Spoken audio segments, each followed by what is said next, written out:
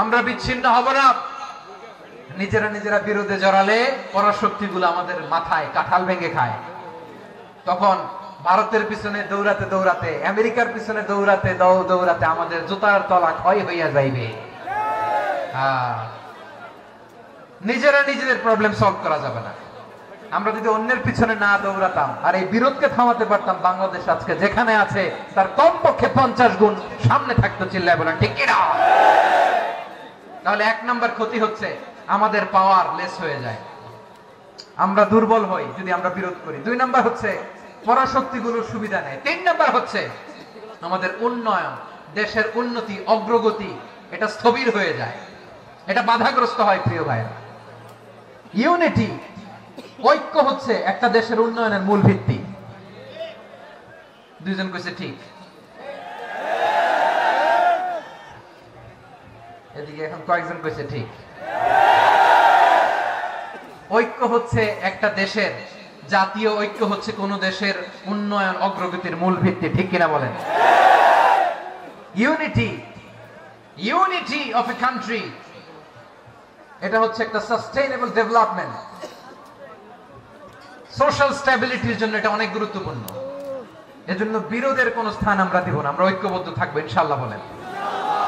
আর কখনো কাউরে কাফের বলে গালি দিবেন? তুই জাহান্নামী বলবেন? ঝগড়া লাগলে লাগাই দিবেন? তাহলে কি করবেন? মিলাই দিবা। আওয়াজ করে বলেন কি করব? প্রিয় ভাইরা, এই বিরোধ গত 50 বছর তো আমরা দেখেছি। ধর্মীয় অঙ্গন বলেন, সামাজিক অঙ্গন বলেন, রাজনৈতিক অঙ্গন বলেন, এই বিরোধ আমাদেরকে শেষ করে দিয়েছে। এই 24-এর ছাত্র নাগরিক অভ্যুত্থানের পরেও যদি সেই বিরোধ আমাদেরকে খায়, তাহলে এতগুলো তাজা জেনজি রক্ত বৃথা যাবে। চিল্লায় বলো ঠিক কিনা? আমরা এই রক্তগুলো কি বৃথা দিতে চাই না, বৃথা যেতে দিতে চাই না। আমরা ঐক্যবদ্ধ থাকতে চাই। রাজি আছেন? আমরা আর কাদা ছড়াছড়ি করবো না। অনেক হয়েছে আন্না, এবার থামুন। অনেক হয়েছে আন্না। প্রথমেই আমি এদেশের সম্মানিত আলেম সমাজকে বিনয়ের সাথে অনুরোধ করব, আসুন আমরা ঐক্যবদ্ধ হই। আজকের এই পেকুয়ার ঐতিহাসিক তাফসীরুল কোরআনের প্রোগ্রাম থেকে আমি সম্মানিত আমার মাথার তাজ ওলামাদেরকে জাতীয় ঐক্যের আহ্বান জানাই। পেকুয়ার এই ঐতিহাসিক তাফসীরুল কোরআনের প্রোগ্রাম থেকে আমি আমার সম্মানিত রাজনৈতিক ব্যক্তিবর্গদেরকে জাতীয় ঐক্যের আহ্বান জানাই। অনেক হয়েছে আন্না।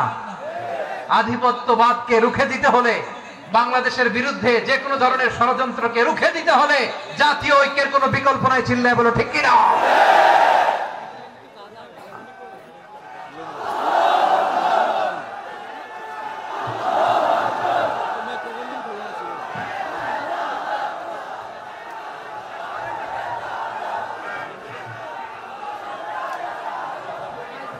আমার প্রিয় ভাইয়েরা, আমার ভাইয়েরা,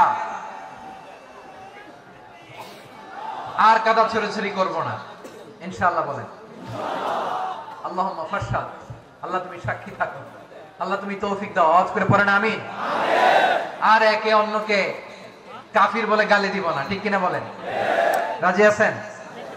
ধ্বংস করে দিয়েছি আমরা আমাদেরকে। আপনারা হালাকু খানের নাম শুনেছেন? মঙ্গল অধিপতি হালাকু খান বাগদাদের আমাদের বিশাল দারুল হিকমা লাইব্রেরিকে ধ্বংস করেছে। 10 লক্ষ মুসলমানদেরকে কচুকাটা করে গণহত্যা করেছে। জানেন, আমাদের সভ্যতা সূতিকাগারের কেন্দ্রবিন্দু ছিল বাগদাদ।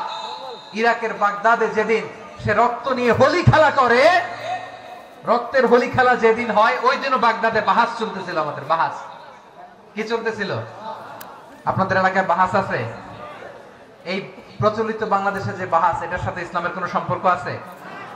এই পর্যন্ত বাহাসের পরে পরাজয় বরণ করছে এরকম কোন দল আপনারা পাইছেন? আমি পাই নাই। প্রত্যেক দলই বাহাসের পরে সংবাদ সম্মেলন করে বলে আমরা জয়লাভ করিয়াছি, ওনারা পালাইয়া চলিয়া গিয়াছেন। আছে না নাই?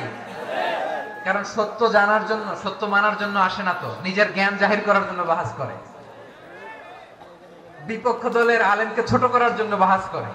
এই বাহাসের স্থান ইসলামে নাই। চিল্লায় বলো ঠিক কিনা?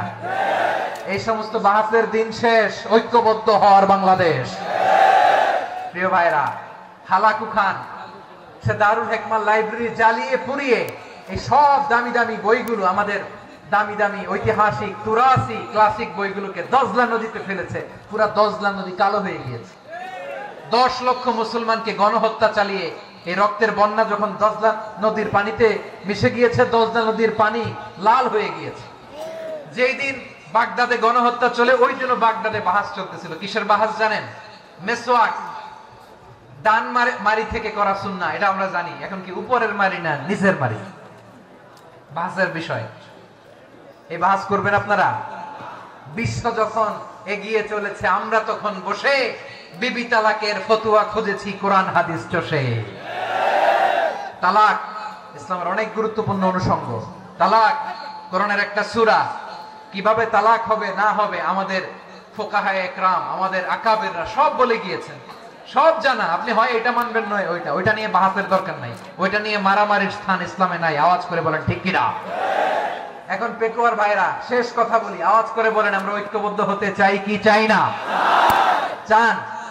এই যে আমি বিনয়ের সাথে আলেম সমাজকে জাতীয় ঐক্যের আহ্বান জানালাম, এটার সাথে আপনারা সংহতি প্রকাশ করেছেন? বিনয়ের সাথে আজকের এই পেকুয়ার ময়দান থেকে আমাদের রাজনৈতিক নেতৃবৃন্দদেরকে জাতীয় ঐক্যের আহ্বান জানাই, আপনারা সংহতি প্রকাশ করেছেন? এখন এটা রোড ম্যাপ কি, কিভাবে আমরা ঐক্য প্রক্রিয়াতে এগিয়ে যাব?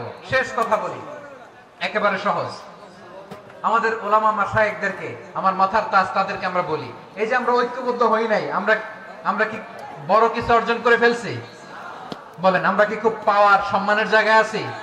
খুব স্ট্রেংথের জায়গায় আছি? তো কিছুই তো নাই। আপনি ঐক্যবদ্ধ হইলে সমস্যা কোথায়? এমন তো না ঐক্যবদ্ধ না হওয়ার কারণে এতদিন আপনার অনেক কিছু ছিল, ঐক্যবদ্ধ হলে আপনি হারাবেন, এমন তো না। তো কিছুই যেহেতু আপনার নাই, আমার নাই, ঐক্যবদ্ধ হলে আমরা সমস্যা কোথায়? ঐক্যবদ্ধ হয়েই দেখি না, ঠিক কিনা? ঐক্যবদ্ধ হওয়ার দুইটা ওয়ে। রাজনৈতিক ঐক্য কিভাবে হবে? রাজনৈতিক সম্মানিত নেতারা ঠিক করবেন। আলেমরা কিভাবে ঐক্যবদ্ধ হবেন? শেষ কথা বলে শেষ করছি, খুব গুরুত্বপূর্ণ। This is the punching line. এদিকে তাকান। ঐক্য হবে দুইটা পদ্ধতিতে। একটা হচ্ছে কমন গ্রাউন্ড নিয়ে, বেসড অন কমন গ্রাউন্ড। যেমন ধরেন, আমরা নামাজ কায়েম করতে চাই, জামাত ইসলাম এই কথার উপর একমত আছে না নাই? নামাজ কায়েম হোক, একমত না জামাত ইসলাম? হেফাজত একমত না? ইসলামী আন্দোলন একমত না? তাবলীগের ভাইয়েরা একমত না? পীরের মুরিদেরা একমত না? আপামর তাওহীদি মুসলিম জনতা একমত না? তাহলে নামাজ কায়েম করতে হবে, নামাজ কায়েম করতে হবে, এই কমন গ্রাউন্ডে আমরা সবাই একমত, ঠিক কিনা? যাকাত আদায় করতে হবে, সবাই একমত, ঠিক কিনা? কথা নাই, কথা নাই। যাকাত আদায় করতে হবে, সবাই একমত, ঠিক কিনা? নারীদের পর্দা করতে হবে, শালীন পোশাক পরতে হবে, একমত সবাই, ঠিক কিনা? বৈষম্য বিরোধী বাংলাদেশ চাই, সবাই একমত, ঠিক কিনা?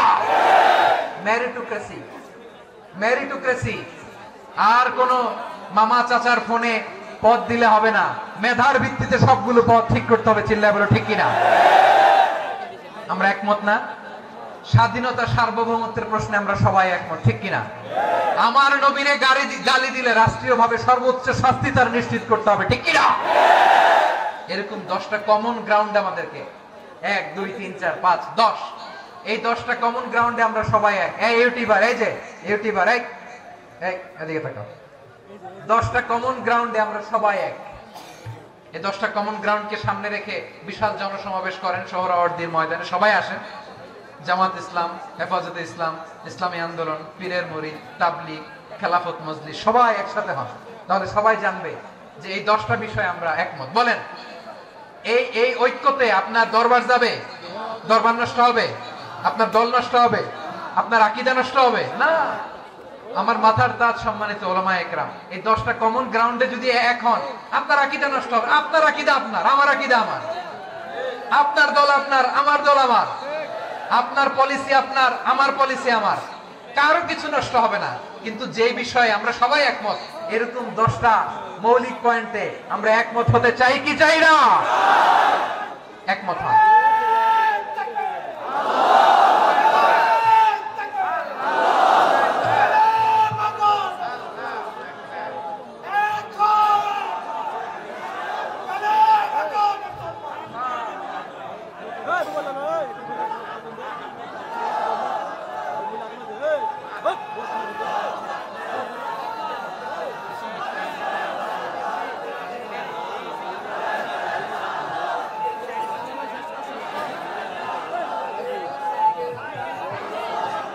আমার পেকুয়ার ভাইরা, তাহলে ঐক্যবদ্ধ হওয়ার 1 নম্বর পদ্ধতি বেসড অন কমন গ্রাউন্ড।